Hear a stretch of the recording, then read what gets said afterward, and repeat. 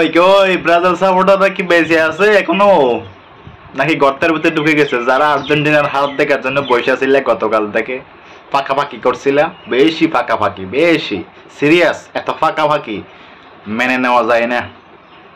তোমরা নিজেরা কিছু করতে পারো না, পেনাল্টি গোল করতে পারো না, ম্যাচে গোল করতে পারো না, বারবার পেনাল্টিতে গিয়ে হেরে যাও।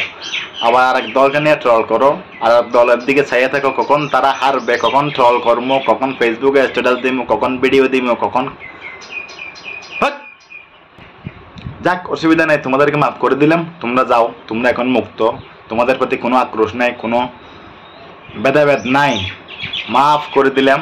এখন খুশির সংবাদের সাথে দুঃসংবাদও আছে। মেসি আর ডি মারিয়ার নাকি এটাই হতে যাচ্ছে শেষ কোপা আমেরিকা, এবং এই ফাইনালের পরে, কোপা আমেরিকার ফাইনালের পরে দুইজনেই হয়তো অবসরে যেতে পারে না, এবং সেটা মেসি নিজেই বলেছেন ম্যাচ শেষে।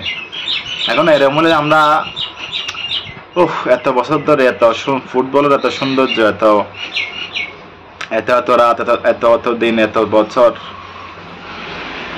এই যে ম্যাজিক, ফুটবলের যে ম্যাজিকগুলো উপভোগ করলাম একমাত্র লিওনেল মেসির কারণে। তিনি যদি অবসরে চলে যান, আমরা যারা তাদের খেলা দেখে মুগ্ধ হই, বারবার খেলার সৌন্দর্য উপভোগ করি, তাদের কি যে অবস্থা হবে যেদিন মেসি অবসর নেবে। সেদিন কি হয়, ফুটবল অঙ্গনে নেমে আসবে সুখের ছায়ে, এতে কোনো সন্দেহ নেই। মেসি নিজেই বলেছেন এখন তিনি শেষের সময়গুলো পার করছেন আর্জেন্টিনার হয়ে, এবং তিনি উপভোগ করছেন। মানে ফাইনালে ওঠাটা একদম সহজ ছিল না, একদম পাগলাটে একটা জিনিস ছিল, এরকম তিনি বলেছেন আর কি। যাক, মেসি যেখানে যাও তুমি ভালো থেকো, এটাই চাওয়া শুধু।